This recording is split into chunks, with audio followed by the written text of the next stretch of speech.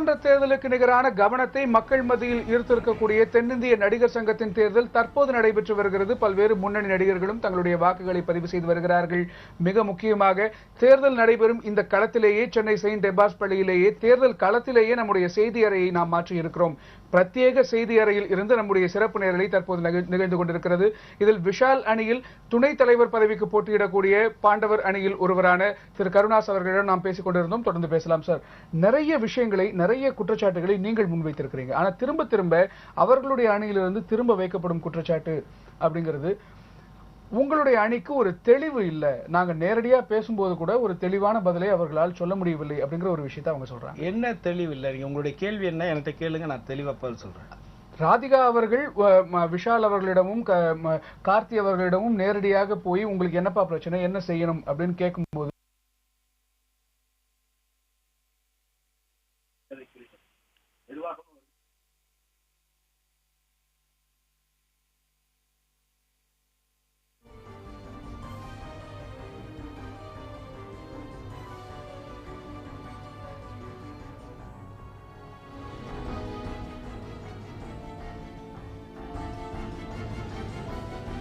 தென்னிந்திய நடிகர் சங்க தேர்தல் விறுவிறுப்பாக நடைபெற்று வருகிறது. தென்னிந்திய நடிகர் சங்க தேர்தல் தற்போது விறுவிறுப்பாக நடைபெற்று வருகிறது. மயிலாப்பூர் ஆர்கே சாலையில் பிரத்யேகமாக செய்தியறை அமைத்து புதிய தலைமுறை உடனுக்குடன் தகவல்களை வழங்கிக் கொண்டிருக்கிறது. தற்போது நடிகர் அருண் பாண்டியன் செய்தியாளர்களை சந்தித்து வருகிறார். அந்த நேரடி காட்சிகளை பார்க்கலாம். இன்னைக்கு இந்த கருப்பு சட்டை போட்டுட்டு வந்ததுக்கு காரணமே அதுதான். ஏன்னா ஒரு தேர்தல்னா ஜனநாயக ரீதியாக யாரையும் குறை சொல்லாமல் ஒரு ஹெல்தி காம்படிஷன் இருந்துச்சுன்னா நல்லா இருக்கும். இந்த தேர்தலோட மீண்டும் இப்படி நடக்கக்கூடாதுன்னு நான் விரும்புகிறேன். நண்பர் ராம்கி பல வருஷமாக பார்க்காம இருந்தோம், இன்னைக்கு பார்க்கும்போது சந்தோஷமா இருக்கு. இந்த மாதிரி நிறைய பேரை பேசிட்டு இருந்தோம், பட் இவ்வளோ நேரம் உட்காந்து பேச முடியல. ஸோ மீண்டும் இந்த மாதிரி நிகழ்ச்சி நடக்கக்கூடாது. நன்றி, வணக்கம். அவர் பொத்தாம்பதுவாக பேசிட்டாரு, நான் அப்படி பேச முடியாது. நான் என்ன எக்ஸிக்யூட்டிவ் கமிட்டியில் நிற்கிறேன். So it's a great pleasure to meet you all. நேற்று வந்து தபால் ஓட்டுகள்லாம் வந்திருக்கு. சரத் சார் அணியில் நான் வந்து எக்ஸிக்யூட்டிவ் மெம்பரில் நிற்கிறேன். ஒரு நண்பர் அருண் பாண்டியன் சொன்ன மாதிரி ஒரு சின்ன ஒரு விரிசல் அது. நான் இப்போ கூட என் ஃப்ரெண்ட்ஸ் எல்லாரையும் வரும்போது விஷால்லேருந்து எல்லாரையும் பார்த்து பேசிட்டே வந்தேன். ஒருத்தரையும் கார்த்திலேருந்து எல்லாரும் எங்களுடைய குடும்பம் தான். இது முடிஞ்சோடனே, தேர்தல் முடிஞ்சோடனே வர ஒரு 10 டேஸ்லேயே வந்து எல்லாரோடையும் பேசி இந்த விரிசலை சரி பண்ணுன்றது தான் என்னுடைய கருத்தும். நான் அதான் வந்து சொன்னேன் எல்லார்ட்டையும். சின்ன வருத்தத்தில் இருக்கார் சரத் சார்லாம், அதெல்லாம் சரி பண்ணிவிடுவோம் நாங்கள். அதாவது இந்த லவ் மேரேஜ் பண்ணோன்னே ஃபேமிலியில் ஒரு பிரச்சனை இருந்துருமா, பிள்ளைய பார்க்க மாட்டேம்பாங்க லேடிஸு. அப்பா வந்து பையனை கண்ணு முன்னாடி முழிக்காதரா அப்படிம்பாங்க. ஒரு பிள்ளை பிறந்தவுடனே எல்லாம் மறுபடியும் அப்படியே மெதுவாக அம்மா வரும், அப்புறம் அப்பா வருவார், அப்புறம் பேரனை கொஞ்சுவாங்க. அது மாதிரி அப்புறம் ஒன்றாயிடும் ஃபேமிலி. அது மாதிரி ஒரு சின்ன ஒரு விரிசல் தான் இது. இதுக்கப்புறம் கூடிய சீக்கிரம் நாங்கள் எல்லோரும் நிறைய பேர் இருக்கிறோம் அதில், அந்த மாதிரி எண்ணங்கள் உள்ளவங்க எல்லோரும் சேர்ந்து இந்த விரிசலை சரி பண்ணிவிடுவோம். 100% மறுபடியும் இந்த நடிகர் சங்கம் அதே மாதிரி ஒரு யூனிட்டோட மாமா மச்சான்னு ஒரு சந்தோஷமாக பழகிற ஒரு சூழ்நிலையை உருவாகும். 100% அதில் உறுதி. கொஞ்சம் மீடியாலாம் கொஞ்சம் ரொம்ப போட்டு விட்றாரு. ஒன்று பேசுனா உடனே இப்போ யாருமே வந்து ஸ்ட்ரைட்டாக பேசுகிறே இல்லை, மீடியா வழியாகவே தான் எல்லோரும் பேசுகிறாங்க. ஒருத்தருக்கு ஒருத்தர் ஃபோனை போட்டு என்னடான்னு பிரச்சனைன்னு கேட்டால் முடிஞ்சு போச்சு. இப்போ இது மீடியா வழியாக, விவாத மேடை வழியாக நிறையா வந்து ஃப்ளாரப் ஆகிட்டே போகுது. அது மட்டும் இல்லாமல் பார்க்கணும், நீங்களும் அதெல்லாம் என்கரேஜ் பண்ணக்கூடாதுன்றது என்னுடைய தாழ்மையான ஒரு வேண்டுகோள். கண்டிப்பாக எல்லோரும் சேர்ந்து ஒன்றா இருக்க போகிறோம். முடிவு என்னவாக இருக்கட்டும். பட்டு ஒரு அணியின் சார்பாக நான் இருக்கும்போது நேற்று வந்து எங்களுடைய தபால் ஓட்டு வந்து 180க்கு மேலே, 80% மேலே எங்களுக்கு விழுந்திருக்கு சரத் சார் அணிக்கு. ஸோ அதுவே வந்து வெற்றி எங்களுக்கு வந்து ஒரு இதாக வந்து காட்டுது. 100% வெற்றி உறுதி. எவ்வளோ மார்ஜின்றதான் மேட்ரு. அது நைட் உங்கள் எல்லாருக்கும் தெரியும். Thank you so much. இப்போ அந்த ஸ்ட்ராட்டஜி கேட்கல, பட் இன்றைக்கி வந்து ஓவராலாக வந்து 1500 கிட்ட மொத்தம் போலிங் ஆகுன்றது ஓவரால் ஒரு ஸ்ட்ராட்டஜிக்கலாக வந்து எனக்கு தெரிஞ்சது. ஏன்னா மொத்தம் 3139 ஓட்டு, அதில் வந்து 200 300 நேற்றே வந்து 300 400 விழுல போஸ்டலில். ஸோ ஓவராலாக ஐ திங்க் தட் 2500 தான் மொத்தமே போலிங் ஆகும், இன்க்ளூடிங் த போஸ்டல். அதுதான் என்னுடைய கருத்து. இப்போவா இது தெரிலங்க, நான் உள்ளே போயிட்டு வேறு விஷயங்கள் பேசிட்டு தெரியல. நீங்கள் சிக்கலான மேட்டர்லாம் இப்படி கேட்குறீங்க, அது தனியாக பேசிக்கலாம். நிறைய பேரோட கருத்துக்கள் அந்த மாதிரி இருக்குது. அது வந்து நியாயமானதும் கூடன்ற மாதிரி ஒரு விஷயங்கள் இருக்குது. ஏன்னா be a Roman when you are in ரோம்னு சொல்லுவாங்க. நம்ம ஊருக்காரன் நம்ம ஊர்னு சொல்கிறதுல என்ன இருக்குது? அதில் என்ன வெக்கம் என்ன இருக்குது? நான் நம்ம ஊருக்காரன், எனக்கு நான் தமிழ்காரன்னு சொல்கிறது எனக்கு என்னங்க அது ஒரு அசிங்கமாக என்ன? நான் இல்லாத மெக்னானிட்டியை காட்டுறது எனக்கு தப்புன்றது என்னுடைய கருத்து. எல்லாரும் இருக்காங்க, அதில் ஒன்றும் தப்பு இல்லைங்க. தேங்க்யூ. எல்லாரும் நிறைய பேர் வெயிட் பண்ணுறாங்க. நடிகர் அருண் பாண்டியன் சரத்குமார் அணியில் செயற்குழு உறுப்பினருக்கு போட்டியிடும் நடிகர் ராம்கியும் செய்தியாளர்களை சந்தித்து பேசினர். அந்த காட்சிகளை பார்த்தோம். தற்போது பிரத்யேகமாக மயிலாப்பூரில் வாக்குப்பதிவு மையத்தின் அருகே அந்த களத்தில் அமைக்கப்பட்டுள்ள செய்தி அறையில் விஷால்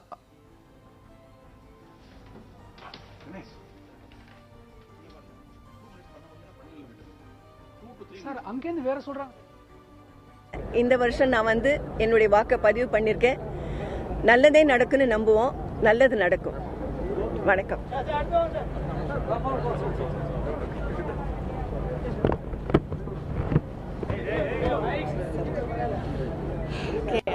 எல்லாருக்கும் வணக்கம். இந்த சமயத்தில் வந்து ஒரே ஒரு விஷயம் தான் சொல்ல விரும்புகிறேன். ஓகே இந்த சமயத்தில் ஒரே ஒரு விஷயம் தான் சொல்ல விரும்பல. என்னன்னா, சவுத் இந்திய நடிகர் சங்கத்துக்கு ஒரு நல்ல முன்னேற்றம் உண்டு. அது மட்டும் கன்ஃபார்ம்டாக இருக்குது. ஸோ நல்ல எதிர்பார்ப்பு இருக்குது. இன்னும் நல்லா இந்தியாவிலே I think one of the top சங்கம்ஸாக வருவாங்க. So all the best. All the best. Chennai saint Ebba's பள்ளியில் தேர்தல் நடைபெற்றுக் கொண்டிருக்கும் களத்திலிருந்து நம்முடைய சிறப்பு நேரலை நிகழ்ந்து கொண்டிருக்கிறது. இங்கு அமைக்கப்பட்டிருக்கும் சிறப்பு செய்தி அறையில் இருந்து பல்வேறு விருந்தினர்கள், பல்வேறு நட்சத்திரங்கள் நம்மோடு கருத்துக்களை பகிர்ந்து கொண்ட வண்ணம் இருக்கிறார்கள். தற்போது நம்முடன் நடிகர் திரு மோகன்ராமன் அவர்கள் இருக்கிறார். அவரிடம் பேசலாம். சார், நீங்க சரத்குமார் அவர்கள் அணியில வேட்பாளராக இருக்கிறீர்கள், செயற்குழு உறுப்பினர் பதவிக்கு போட்டியிடக்கூடிய ஒருவராக இருக்கிறீர்கள். இன்றைக்கு தேர்தல் களம் எப்படி இருக்கிறது? இங்கு வரக்கூடியவர்களின் மனநிலை யார் பக்கமாக இருக்கிறது? நான் ஒரு அணியில் வேட்பாளராக இருக்கும்போது எங்கிட்ட இந்த கேள்வியை கேட்டால் என்ன பதில் எதிர்பார்க்குறீங்க? நீங்க பார்த்த வரைக்கும் அப்சர்வ் பண்ண விஷயங்கள்? அப்சர்வே பண்ணல சார். நான் பாட்டுக்கு அழகாக வந்தேன், ஓட் போட்டேன், நீங்கள் கூப்பிட்டீங்க, இங்கே வந்தேன். என்ன அப்சர்வேஷன்? எங்கள் வீட்டுக்குள்ளே ஒரு 3150 பேர் நாங்கள் முடிவு பண்ண வேண்டிய விஷயம். அது எதுக்கு இவ்வளவு பெருசுபடுத்துகிறோன்னு எனக்கு புரியல. ஃபர்ஸ்ட்டு. ரெண்டாவது, நார்மல் பொது தேர்தல் அதனுடைய ஒரு கண்ணியம், கௌரவம் இதெல்லாம் மெயின்டைன் பண்ணோன்னா என்ன பண்ணோம்?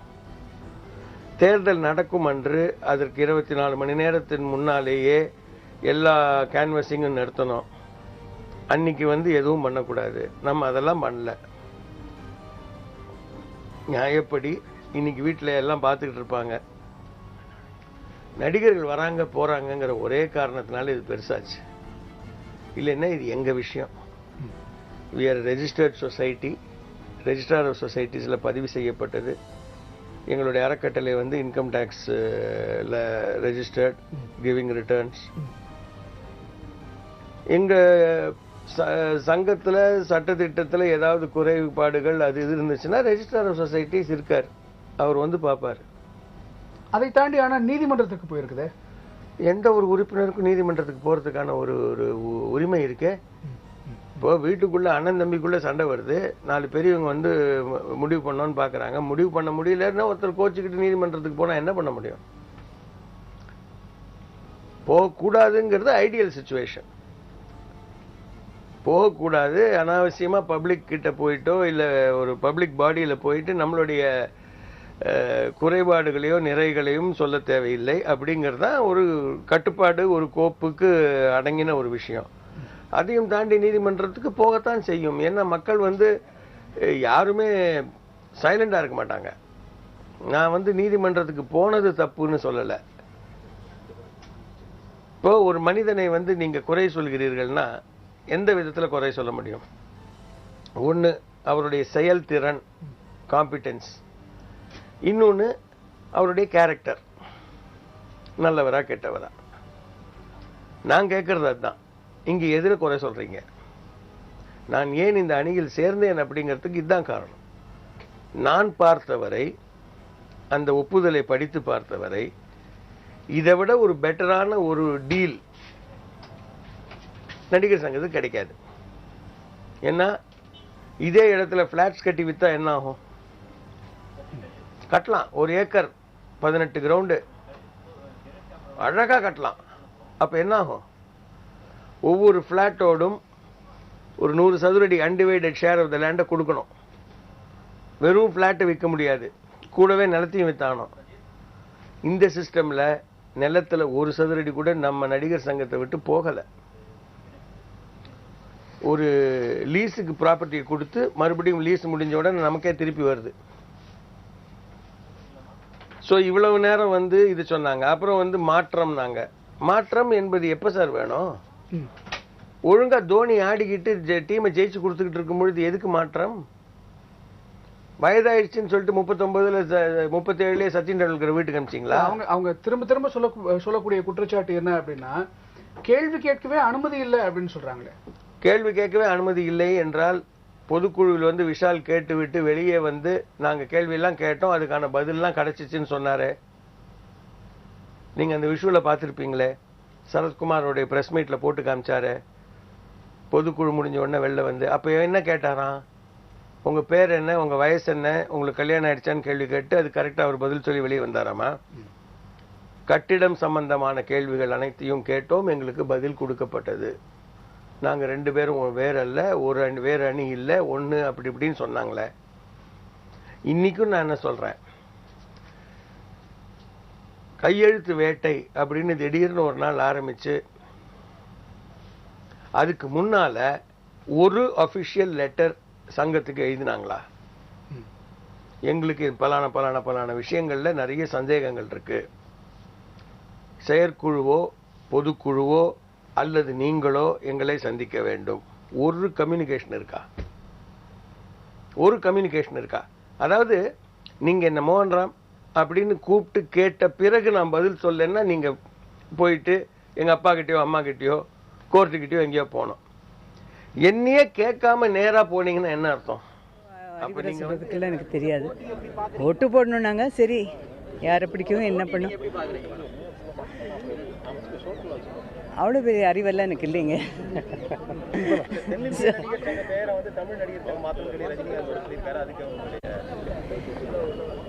எனக்கு அந்த மாதிரி பேர் பிரிச்சு பார்க்கறதெல்லாம் தெரியாது. மாற்றம் அதனால எனக்கு எந்த பாதிப்பும் எதனாலையும் இல்லை. அப்படி இருக்கும்போது நான் எதை பத்தி என்ன இது சொல்ல முடியும்? இல்ல எது செய்யணும் இல்ல, நலிந்த ஆர்டிஸ்டுங்களுக்கு வந்து நல்லது பண்ணும். அதே மாதிரி எங்க சங்கத்தினால, இந்த நடிகர் சங்கத்தினால முடிஞ்ச அளவுக்கு நன்மைகள் நடக்கணும்.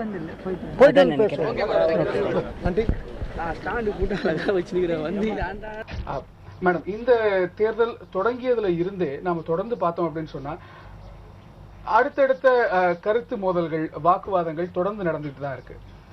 இத பத்தி என்ன நினைக்கிறீங்க? ஏன்னா இது பற்றி நீங்க இன்னும் வெளிப்படையா இதுவரைக்கும் பேசியதில்லை, முதல் முறையாக வந்து. நான் ஆரம்பத்துல இருந்து நடிகர் சங்கத்துல ஒரு உறுப்பினர் தான், அது நம்ம மோகன்ராம் அண்ணன் கூட தெரியும். நான் அதுக்கு மேல அது உள்ள போய் எந்த பொறுப்பும் வகிச்சது இல்ல. எனக்கே அது பிரம்மாண்டமா இருக்கு. அதாவது ஒரு பொது தேர்தலுக்குன்னே அந்த நடிகர் சங்க தேர்தல் இன்றைக்கு வந்து இவ்வளவு பெரிய ஒரு எக்ஸ்போஷர், இவ்வளவு. ஆனா அது பத்தாக்குறைக்கு மீடியாஸ் வேற நிறைய ஆயிட்டீங்க. மீடியாஸ் இன்னும் அதை வந்து பிரம்மாண்டம் படுத்தினதுனால எனக்கு இன்னைக்கு இங்க காலைல பார்க்கும் போது நடிகர் சங்க தேர்தல் நடக்குதா இல்ல பப்ளிக் பொது தேர்தல் நடக்குதான்னு தெரியல. அந்த அளவுக்கு ஒரு பிரம்மாண்டம்.